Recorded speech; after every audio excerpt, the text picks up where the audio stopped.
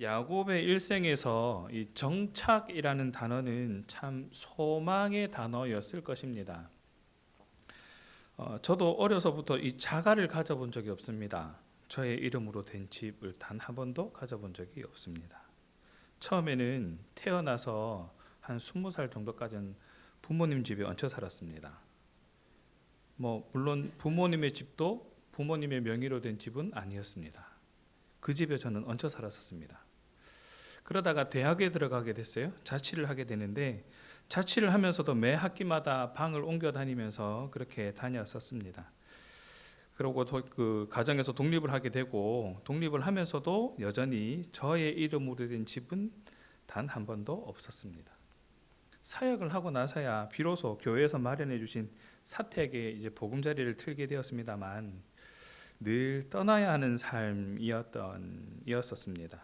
그래서 야곱의 마음이 십분 이해가 되기도 합니다. 어디에 머물러서 정착을 한다라는 것, 참 큰 일이거든요. 야곱은 자신의 잘못으로 인해서 떠나기도 했고 또 하나님의 명령으로 떠나기도 했습니다. 그렇게 계속 떠나는 삶을 살았었습니다. 그러다가 힘들게 정착을 했는데 이제 와서 이 정착지를 또 옮겨야 하는 상황이 놓여지게 된 겁니다. 결코 쉽지 않은 문제가 지금 야곱에게 펼쳐져 있는 것이죠. 나이는 이미 130살을 넘었어요. 움직이기가 쉽지 않습니다. 게다가 2년째 계속되는 기근으로 더 이상 버티기 힘든 상황이 지금 눈앞에 있는 것이죠. 이미 2번이나 아들들을 애굽으로 보내가지고 곡식을 사와야 하는 상황들이 있었습니다. 혼자라면 어떻게든 버텼겠지만 그에게 딸린 식구들만 70여 명에 달했습니다. 쉽지 않은 것이죠. 가문의 수장으로서 이 가족들을 굶길 수는 없다라는 그 절박함이 또 옮겨야 되나 하는 그 생각, 그 이주에 대한 심각한 고민을 할 수밖에 없었을 것입니다. 게다가 야곱은 지금 죽은 줄 알았던 요셉이 살아있다는 얘기를 들은 상황이거든요. 산송장처럼 지냈던 야곱의 마음이 막 요동치기 시작한 겁니다. 드디어 요셉을 만날 수가 있구나. 얘가 죽은 줄 알았는데 빨리 가고 싶다. 빨리 가고 싶다. 총리가 된 요셉이 수레와 양식을 보내왔습니다. 창세기 45장 11절입니다. 흉년이 아직 5해가 있으니 내가 거기서 아버지를 복량하리이다. 아버지와 아버지의 가족과 아버지께 속한 모든 사람에게 부족함이 없도록 하겠나이다 하더라고 전하소서. 라헬에게서 낳은 장자이자 가슴에 묻었던 그 이름 요셉, 아픈 손가락이었던 요셉의 생존 소식은 야곱의 마음을 막 혼란스럽도록 흔들어 놓은 거예요. 당장이라도 빨리 떠나야 되겠다. 그런데 지금 야곱이 거주하고 있는 가나안 땅이 문제예요. 이게 왜 문제냐면 하나님께서 명령하셔서 하나님께서 그곳에 가라 하셨기 때문에 지금 그곳에 있는 거거든요. 즉 가나안 땅에 머문다라는 것은 하나님의 명령을 지키며 있는 것이 됩니다. 반대로 가나안 땅을 떠나야 된다는 것은 하나님의 명령을 어겨야만 하는 상황이 되어버린 것이죠. 그러니까 야곱은 고민이 될 수밖에 없는 겁니다.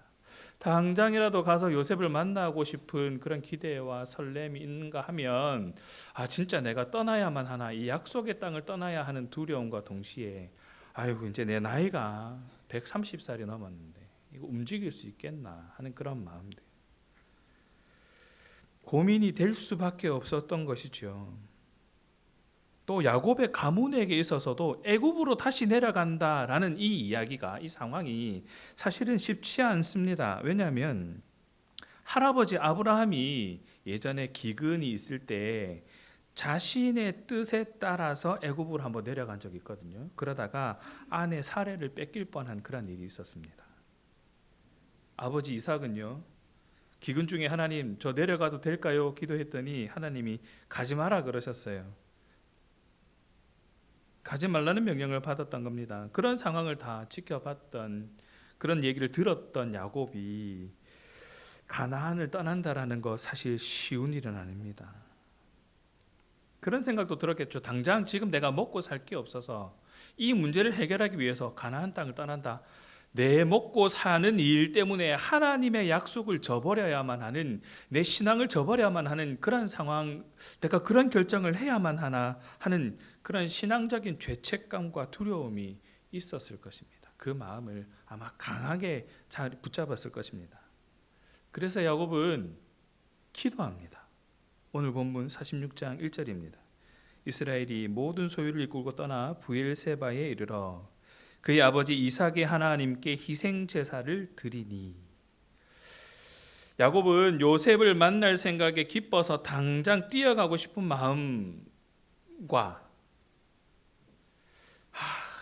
떠나도 될까 하는 신앙적 죄책감, 내가 지금 갈 수 있을까 하는 그 두려움, 이 복합적인 감정 속에서도 고민을 거듭하면서도 그래도 지금 제사를 드리고 있는 거예요. 요셉을 보고 싶었던 마음, 또 그렇게 가게 되면 애굽에는 곡식도 풍부하고 그가 필요한 모든 것이 충분히 누릴 수 있는 그런 곳이니까 가는 것이 더 좋지 않을까라는 생각들. 지금 당장 우리 식구들이 다 죽게 생겼으니까, 굶어 죽게 생겼으니까 이게 더 실용적이고 현명한 판단이지 않을까 하는 생각들. 다만 지금 있는 이곳을 떠난다라는 것이 하나님께서 약속한 땅을 떠나야 하는 것이 되다 보니까 마음에 걸림이 있어서 쉽게 결정할 수 없었을 겁니다. 그래서 그는 지금까지 그의 삶을 인도하신 하나님께 제사를 드리는 것을 먼저 선택을 하고 그렇게 행동을 하고 있는 겁니다. 이렇게 고민해보고 저렇게 고민해보고 이 사람한테 물어보고 저 사람한테 물어보고 얼마든지 그렇게 상황 판단을 할 수 있었겠지만 야곱이 지금 내린 결정은 하나님께 제사 드리는 것이었습니다. 야곱이니까 당연히 그렇게 하는 게 맞겠죠 라는 생각이 들겠지만 야곱의 행동은, 지금 야곱이 하고 있는 행동은 결코 당연한 행동이 아니었다는 겁니다. 야곱은 과거에 자신의 꾀를 믿고 살던 사람이었습니다. 자기가 잘난 줄 아는 사람이었어요. 자기 욕망을 중시하며 살았던 사람이었습니다. 그러한 사람이 이제 행동의 변화를 가지고 온 거예요. 제일 먼저 하나님께 묻고 있더라는 겁니다. 하나님이 그의 인생의 주인이심을 인정하는 믿음의 사람이 되었다라고 봐도 무방합니다. 그래서 하나님께 예배하는 시간을 먼저 가졌습니다. 그리고 그 예배의 시간을 통해서 애굽에 가는 문제에 대해서 하나님의 뜻을 묻습니다. 오늘 보면 46장 2절입니다. 그 밤에 하나님이 이상 중에 이스라엘에게 나타나 이르시되 야곱아 야곱아 하시는지라. 야곱이 이르되 내가 여기 있나이다 하매. 기근 때문에 애굽에서 도움을 받아야 하는 상황은 지금 갑자기 생겨난 상황인 것처럼 보이지만 과거에 한번 경험해봤던, 직접 간접적으로 경험해봤던 그러한 일입니다. 아브라함 때에 그런 일이 있었고 이삭의 때도 그런 일들이 있었다는 겁니다. 들어서 알고 있어요. 경험해서 알고 있어요. 아브라함은 자위로 내려갔다가 큰 일을 치르게 되고 또 이삭은 하나님이 그 곡식을 구하기 위해 애굽으로 내려가지 마라. 다만 아브라함 때에 약속된 그것들을 네가 머물면서 약속된 것을 받아 누리라 라고까지 말씀을 하셨던 거거든요. 그런 상황에서 지금 야곱의 상황이 지금 벌어진 거예요. 그러면 하나님, 나는 가야 됩니까 말아야 됩니까? 할아버지 아브라함은 괜히 갔다가 묻지도 않고 갔다가 큰 일을 치렀고 아버지는 가려고 물었는데 하나님 오히려 가지 말라고 했고, 그럼 이제 나는 어떻게 해야 됩니까? 하고 지금 묻고 있는 것이죠. 같은 상황이지만 지금 반응이 각각 다른 겁니다. 상황에 따라서 일희일비하는 모습은 전혀 어색한 모습이 아니죠. 이럴 때는 이렇게, 저럴 때는 저렇게. 예전에 이런 일을 경험해 봤으니까 그 경험을 되살려서 잘 극복해 나가면 내가 아주 자주적이고 독립적인 신앙을 가진 사람으로 하나님께 칭찬받을 수 있지 않을까 하는 생각들을 우리는 쉽게 합니다. 내가 예전에 기도하면서 이런 은혜를 경험해 봤으니까 이런 일이 벌어지면 내가 이렇게 행동하면 되겠구나 하고 그때 받은 은혜만 생각을 하고 그 행동을 먼저 하게 되는 그러한 실수를 우리는 자주 합니다. 야곱은 지금 두려운 마음과 설레는 마음이 복잡하게 작용했을 겁니다. 그런 그에게 하나님은 그의 이름을 2번 부릅니다. 야곱아, 야곱아. 다정하게 불렀는지 아주 긴급하게 불렀는지는 모르겠지만 이 2번의 부름은 하나님께서 야곱에게 야, 너 나에게 집중해 라는 의미를 담고 있어요. 이런 걱정 저런 걱정 물론 들겠지만 그보다 야곱아 나에게 집중해. 지금 얘기할 나에게 집중해 라는 의미를 가지고 있는 겁니다. 하나님께서 이름을 2번 부르셨습니다. 두려워서 그러나 설레어서 갈피를 잡지 못하고 있는 야곱에게 하나님은 그를 2번 불러서 주변의 다른 소리가 아닌 나의 음성에 귀를 기울이라, 하나님의 말씀에 귀를 기울이라 하고 그 뜻을 전하고 있는 겁니다. 그리고 약속의 말씀을 전합니다. 오늘 본문 3절입니다. 하나님이 이르시되 나는 하나님이라 내 아버지의 하나님이니 애굽으로 내려가기를 두려워하지 말라. 하나님의 하나님 되심을 드러내시면서 하나님의 인도하심을 바라보게 하십니다. 이런 걱정 저런 걱정 물론 걱정되겠지. 그러나 그 걱정보다 내가 너와 함께 한다고 하지 않냐. 나 하나님이야. 네 아버지 하나님이야. 네 할아버지 하나님이야. 내가 너와 함께 하겠다 라고 말씀하십니다. 하나님은 두려움이 찾아올 때 말씀을 통해 힘을 얻게 하십니다. 너무나 당연한 말이지만 우리는 쉽게 잊고 삽니다. 하나님의 말씀은 우리에게 힘과 위로를 얻게 합니다. 그 말씀을 꼭 기억하며 살아가는 저와 여러분 되기를 간절히 바랍니다. 성령께서 우리에게 그것을 깨닫게 하지 않습니까?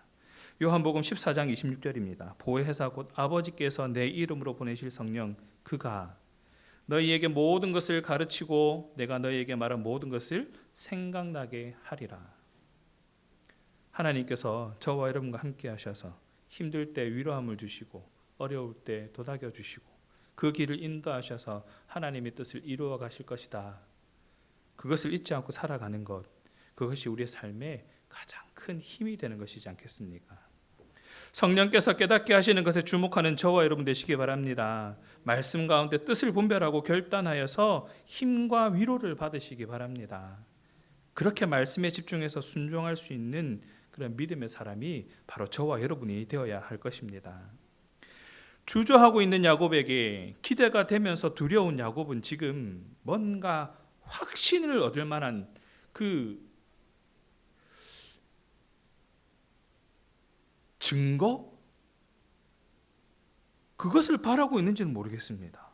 어쩌면 이 주먹만한 크기의 구름이라도 보여지면 하나님 내가 그 구름을 하나님의 약속의 증거로 믿겠습니다라고 얘기했던 엘리야의 마음처럼 야곱도 확신을 위한 그 무언가를 기대하고 있는 것은 아닌가 하는 생각이 듭니다. 그러나 하나님의 말씀은 야곱의 기대보다 훨씬 큰 약속의 말씀을 보여줍니다. 오늘 보면 46장 3절 하반부에서 4절의 말씀을 보면 내가 거기서 너로 큰 민족을 이루게 하리라. 내가 너와 함께 애굽으로 내려가겠고 반드시 너를 인도하여 다시 올라올 것이고 요셉이 그의 손으로 네 눈을 감기리라 하셨더라. 그래서 하나님 내가 떠나야 될까요? 떠나도 될까요? 라고 기도할 때 그냥 다녀와라. 안전할 거다. 조심히 다녀오면 돼 하는 정도의 응답만 왔어도 야곱은 충분히 만족할 법했는데 하나님은 그보다 더 큰 약속을 지금 해주고 계시는 거예요. 야곱의 기대는 그런 거였어요. 하나님 그래도 약속하신 땅을 떠나기는 떠나야 되겠는데 당장 먹고 살 문제도 있고 또 하나님 요셉이 너무 보고 싶거든요. 그러니까 잠시 이렇게 안전하게 다녀올 수 있겠죠. 하나님 그 길을 잘 인도해 주시면 내가 조심히 다녀오겠습니다. 그러니까 다녀와도 돼라고만 얘기해 주셔도 제가 충분히 만족할 수 있을 것 같아요. 그러나 하나님의 마음은 하나님의 뜻은 하나님의 계획은 거기에 머물러 있지 않더라는 겁니다. 내가 거기서 너로 큰 민족을 이루게 할 것이다. 내가 너와 함께 애굽으로 내려갈 것이다. 그리고 반드시 너를 인도하여 다시 올라올 것이다. 죽은 줄만 알았던 요셉을 만나러 가는 기쁨을 마음껏 누리라는 정도였어도 야곱은 충분히 만족했을 겁니다. 그러나 하나님의 계획은 그 너머에 있더라는 겁니다. 내가 죽는 날이 되면 요셉이 너의 눈을 감게 할 것이다 라고까지 하나님은 약속하고 있지 않습니까? 심지어 하나님의 대답은 과거 아브라함이 받은 약속을 떠오르게 합니다. 창세기 12장 1절과 2절입니다. 내가 너로 큰 민족을 이루고 내게 복을 주어 내 이름을 창대하게 하리니 너는 복이 될지라. 가나안을 떠나기를 주저했던 야곱에게 하나님께서 직접 말씀하시는 의미는 매우 큽니다. 그냥 떠나가라 였습니다. 같은 상황이지만 하나님의 대답이 달랐습니다. 창세기 12장 10절에서 20절에서는 아브라함이 기근 때에 자의적으로 애굽에 내려갔다가 곤란한 일을 겪었다고 했잖아요. 부인을 빼앗길 뻔한 그런 일, 목숨을 빼앗길 뻔한 일, 그런 일들이 있었습니다.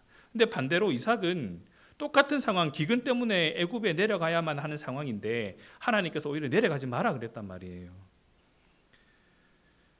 근데 애굽으로 내려가지 말고 그랄에 머물라는 그 하나님의 명령을 듣고 순종했고 그렇게 또 그 기근을 잘 넘어갔었습니다. 야곱은 이러한 상황과 이러한 경험에 갈피를 잡기 힘들었을지도 모릅니다. 아니 똑같은 상황인데 기근 때문에 힘들어지는 똑같은 일인데 누구는 내려가지 마라 얘기 안 하셨다가 괜히 할아버지 혼자서 내려가가지고 큰일 당하고 모시고 아버지는 내려가려고 했는데 내려가지 마라 그래가지고 또 죽나 싶었더니 또 하나님 또 겨우 살려주셨고 똑같은 상황이 나는 벌어졌는데 이거 하나님 나 어떻게 해야 돼요 하고 고민하고 있는 그 상황에 야곱은 하나님께서 아버지 이삭에게 하셨던 말씀도 크게 느껴졌을 것이고 또 예전에 하나님께서 이렇게 말씀하셨는데 상황도 상황이니까 이게 맞나 저게 맞나 하는 상황들 때문에 그런 고민들 때문에 여러 가지 생각들이 들었을 겁니다. 이게 맞나 저게 맞나 예전에는 이렇게 했었는데 이게 맞나 그냥 이렇게 하면 되는 거 아니가 지금까지 이렇게 해왔으니까 하는 그런 생각들 그 아버지보다 더 큰 존재인 할아버지 아브라함에게 주셨던 그 기대와 확신의 마음이 그 야곱의 마음을 더 흔들고 어렵게 만든 겁니다. 뭐냐면 하나님께서 직접 야곱과 동행하시겠다는 약속을 주시면서 이전과는 같지 않은 예전에는 경험할 수 없었던 그 은혜가 지금 나에게 있구나라는 것을 알게 된 것이죠. 지금까지는 가나안 땅에 머물러야만 하는 상황 가운데 있었습니다. 근데 이제 하나님의 섭리에 따라서 애굽으로 내려갈 때가 되어서 하나님은 하나님의 방법대로 야곱을 이끌어가고 계시는 것이죠. 분명히 하나님의 방법과 하나님의 섭리가 우리에게 있음에도 불구하고 우리는 예전에 경험했던 은혜, 예전에 기도하고 응답받았던 그 기도에만 머물러서 예전에 내가 이렇게 했었으니까 이렇게 해야지 하는 그 행동에만 더 집중하고 있더라는 겁니다. 그게 우리가 하고 있는 실수 중에 가장 큰 부분이지 않은가 합니다. 가족과 소유를 모두 이끌고 애굽에서 가나안 땅으로 떠나는 이스라엘 민족의 출애굽 행렬, 그러나 이제는 반대로 그 가족들을 이끌고 애굽으로 다시 들어가는 장면들, 그 장면이 서로 교차되어서 머릿속에 그려집니다. 하나님은 70명의 가족이 200만 명의 민족을 이루어 그 땅으로 다시 돌아오시도록 역사하시는 그 첫 여정을 이제 이렇게 시작하게 하시는 겁니다. 야곱은 그 그림까지는 바라보지는 못했어요. 다만 지금 하나님께서 나와 함께 하셔서 지금 하나님께서 나를 인도하셔서 그곳에서 내 생명을 보존할 수 있도록 내가 살아갈 수 있도록 은혜를 베풀어 주시는구나. 그때 상황과 지금 상황이 별반 다를 것 없는 것처럼 보여지지만 지금 내가 하나님과 어떻게 동행하고 있고 지금 내가 하나님과 어떻게 만나고 있는가에 더 주목하게 하고 있더라는 겁니다. 하나님은 애굽을 사용해서 야곱을 보호하셨고 저와 여러분에도 동일하게 애굽이라는 마치 적처럼 보여지는 그곳이라 할지라도 하나님께서 사용하시면 그것이 우리의 보호막이 되어지기도 하더라는 겁니다. 그래서 우리는 베드로전서 5장 7절에서처럼 모든 염려를 다 주님께 맡기면 되는 거예요. 그가 우리를 돌보시기 때문입니다. 염려는 우리가 할 행동이 아니라는 거죠. 이렇게 해야 되나 저렇게 해야 되나 필요가 없다는 겁니다. 다만 하나님께서 우리를 돌보신다라는 것을 신뢰하기만 하면 됩니다.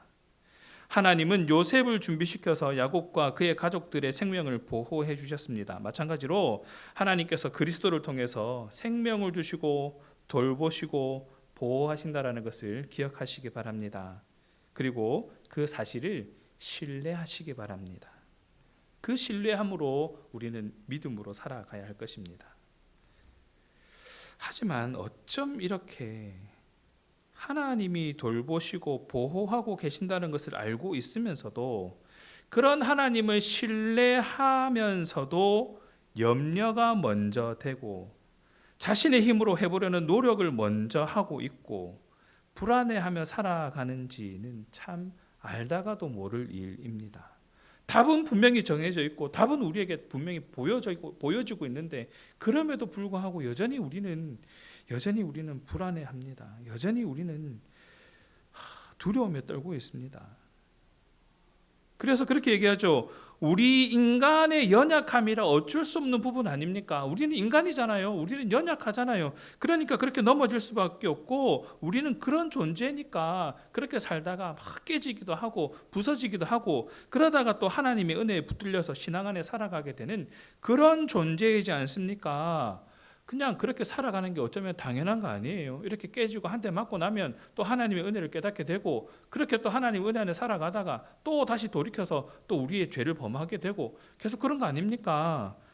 우리가 과연 그런 존재입니까? 이런 모습은 마태복음 6장 31절에서 32장에 잘 등장하는데 어떤 사람들이 이러한 모습을 가지고 있느냐면 바로 하나님을 아버지로 인정하지 않는 이방인의 모습들이더라는 겁니다. 하나님을 인정하지 못해요. 하나님을 인식하지 못해요. 하나님의 은혜를 누렸음에도 불구하고 하나님의 은혜를 경험했음에도 불구하고 여전히 내 생각과 내 뜻과 내 계획대로 살아가려고 하는 사람, 이방인의 모습이라는 겁니다. 요셉을 잃었다는 생각에 남은 아들들을 질책하며 살았던 야곱이었거든요. 끝까지 베냐민만 싸고 돌던 그 노년의 야곱의 모습, 더 이상 아무런 기력이 없어서 삶에 아무런 희비가 없어서 그냥 무기력하게 살아가던 그런 야곱의 모습, 두렵고 고지식한 노인의 모습이 지나지 않습니다. 그러나 오늘 본문 하반부에 하나님의 말씀을 듣고 요셉이 보낸 수레에 몸을 실으며 가족들과 함께 떠나는 야곱의 모습을 상상해 보십시오. 여전히 힘이 없는 상태가 아니었을 겁니다. 하나님께서 말씀하셨습니다. 내가 너와 함께 하겠다. 이제 남은 것은 요셉을 만나겠다는 기대감입니다. 그리고 그곳에서 회복되어질 것을 기대하는 그 마음만 남아 있을 겁니다. 그리고 가족들과 함께 떠나는 이 길이 이제는 잘 될 거야 하는 그 기대감에 가득 차 있었을 것입니다. 가족을 인솔하는 담대한 족장의 모습이지요. 그 모습은 하나님과 동행하는 모습입니다. 내가 너와 함께 하겠다는 하나님의 말씀이 야곱을 강하게 붙들어서 주님이 이끄시는 길로 걸음을 담대하게 옮기게 하고 있다는 것을 우리는 말씀을 통해 발견할 수 있는 겁니다. 바로 저와 여러분의 모습도 이러한 모습이어야 하지 않겠습니까? 무기력하게 그냥 지금까지 해왔던 것처럼 아무 소망 없이 그냥 그렇게 살아가는 삶이 아니라 지금도 나와 함께 하시는 하나님과 함께 그 힘찬 걸음을 걸어갈 수 있는 그런 모습. 말씀을 정리합니다. 야곱은 기근이라는 환경적인 압박과 이 요셉이라는 정서적인 끌림 사이에서 고민할 수밖에 없었을 것입니다. 가야 되나 말아야 되나. 이거 해야 되나 말아야 되나. 이렇게 해야 되나 저렇게 해야 되나. 인생의 말년에 또다시 이방 땅을 향한 여정을 앞둔 터이기 때문에 고민이 더 될 수밖에 없었습니다. 결정적으로 하나님의 약속의 땅이라는 문제가 야곱의 발목을 붙잡고 있었습니다. 그래서 그는 과거 자신이 고난의 여정을 시작했던 자리에서 하나님께 제사를 드립니다. 하나님은 야곱에게 함께 하시겠다는 확신을 주셨고 그 확신을 얻고서 비로소 이주를 실행에 옮기게 됩니다. 사랑하는 신앙가족 여러분, 하나님의 사람이라 할지라도 같은 어려움이 또다시 찾아오지 말라는 법은 없잖아요. 새로운 역경이 찾아오기도 하지만 때로는 이미 극복한 줄 알았던 그 문제가 다시 나에게 와서 나를 괴롭히기도 합니다. 그러나 그것이 새로운 어려움이든 반복되는 어려움이든 새로운 결정이든 반복되는 결정의 문제든 그 어려움이, 그 결정이 과거에 내가 어떠한 결과를 가져다 뒀든 상관없습니다. 그것을 극복하기 위해 가장 중요한 것은 하나님께서 나와 동행하심을 믿고 나도 하나님과 동행하는 것이 바로 핵심이라는 겁니다. 떠나기를 주저했던 야곱이 붙잡고 있었던 것, 내가 이미 약속의 땅에 있는데 떠나도 되나 하는 의문은 지금 나와 함께 하시는 하나님을 바라보는데 방해가 될 뿐입니다. 예전의 경험이 지금의 나를 방해하고 있는 겁니다. 이미 극복해본 어려움이라서 자신감으로 그 어려움을 대하는 것 물론 문제가 되지 않습니다. 그러나 그 자신감이 지금 나와 함께 하시는 하나님을 의지하지 못하게 하는 거라면 그 자신감 과감하게 버려야 됩니다. 같은 어려움을 또다시 마주할 때에 하나님께 엎드려서 같은 결정을 또다시 해야만 할 때에 하나님 앞에 엎드려서 참된 승리와 평화를 맛보는 그런 저와 여러분 되시기를 간절히 바랍니다. 중요한 결정이 있다면 더 그래야겠지요. 언제나 우리와 함께 하시는 하나님, 아니 언제나 나와 함께 하시는 하나님, 내가 그 하나님을 전적으로 예배하고 그분의 약속을 신뢰할 수만 있다면 우리와 동행하시고 우리를 돌보시는 하나님을 경험하게 될 것입니다. 아니 할 수밖에 없습니다. 세상 유혹이나 고난 때문에 믿음이 흔들린다면 나와 동행하시는 하나님을 붙잡을 수 없을 것입니다. 하나님을 향한 굳은 믿음으로 언제나 나와 동행하시는 하나님을 발견하면서 그렇게 동행하면서 그 뜻을 이루어가는 복된 삶을 살아가는 저와 여러분 되기를 간절히 소원합니다. 그렇게 하나님께 칭찬받는 저와 여러분 되시기를 주님의 이름으로 축원합니다.